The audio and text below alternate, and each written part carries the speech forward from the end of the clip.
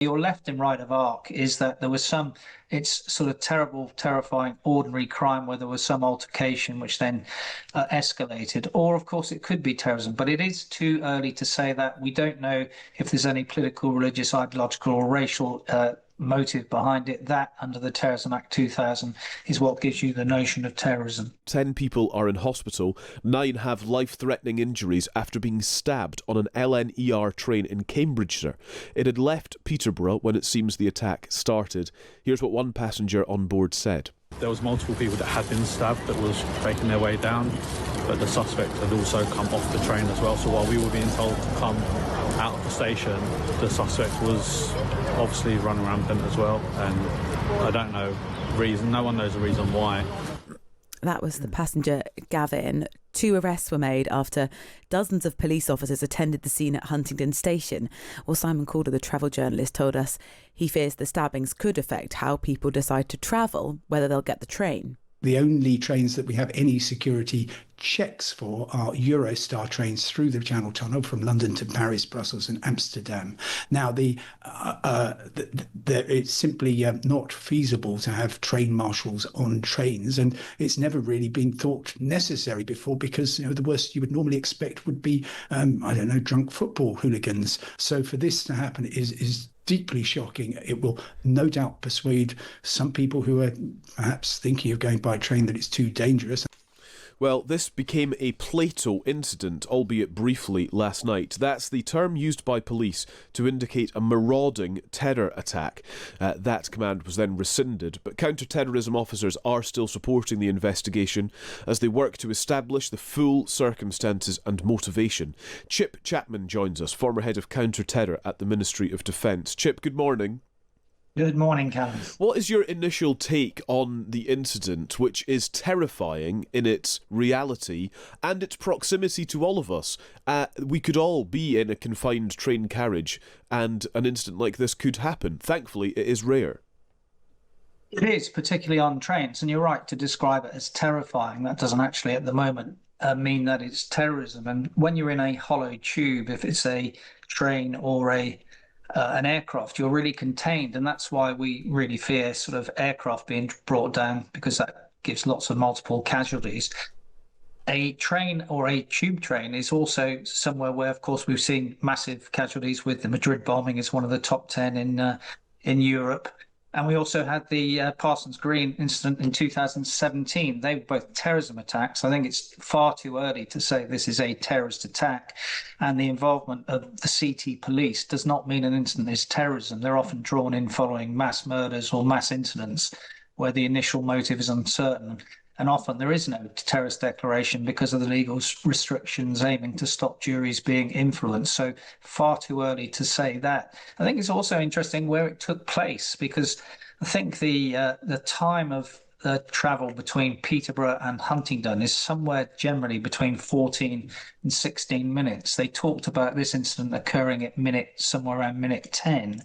So were they trying to get off the train after the 4 minutes, the shock action of the attack? Or was it just so tactical and non-strategic because there was some sort of incident? So your left and right of arc is that there was some, it's sort of terrible, terrifying, ordinary crime where there was some altercation which then escalated. Or, of course, it could be terrorism. But it is too early to say that. We don't know if there's any political, religious, ideological or racial motive behind it. That, under the Terrorism Act 2000, is what gives you the notion of terrorism. Part of the information that we've had this morning, Chip, is that the train was not scheduled to stop at Huntingdon, that actually this was a coordinated response once the driver had been alerted to what was happening. It was a coordinated response then with Network Rail, the police and other emergency services indeed, to divert, to stop at the station, which it had been scheduled to pass through the middle of, extremely high speed. So in terms of the response, it does actually seem commendable and remarkable at this early stage. But you also, again, have to remember there that everyone now has a smartphone. There have been multiple 999 calls. And you saw from the speed of action on the Manchester attack, which we do know was a terrorist attack on the 2nd of October because the chap actually phoned it in, that within a certain number of minutes, the armed response vehicles from the police is pretty ubiquitous and pretty fast these days. So it didn't surprise me that it was that quick, the response. And you'd kind of expect that in 2025. Yeah, fair enough. 2 people have been arrested. Can you help us understand what the investigation will look like at this stage, about 12 hours after the incident? Well, obviously, the first thing they do is exploit all the different computers and phones of those 2 assailants. We don't actually know it was 2 assailants. There may only have been one. People talk about one at the moment. So really, what they're looking at is, if this was a terrorist attack, is another attack coming? Was it one person or a network? Is there a foreign link? What role did the community play if this was plotted? All those sort of things. But again, those are things, if it was in, we need to either confirm or deny in terms of that sort of exploitation. But that's what they'll be looking at. Now, mass stabbing on this scale is highly unusual. So, don't want to underplay this. There doesn't also appear to be any sort of notion of decapitation, which often you find with these bladed weapon attacks, if they were to be terrorist attacks. Yeah. Can I ask you about the Plato call as well, which I understand is something used in the situation of a marauding terror attack? Just explain what happens when an incident is declared using the word Plato. Well, that's the notification to mobilise resources as much as anything.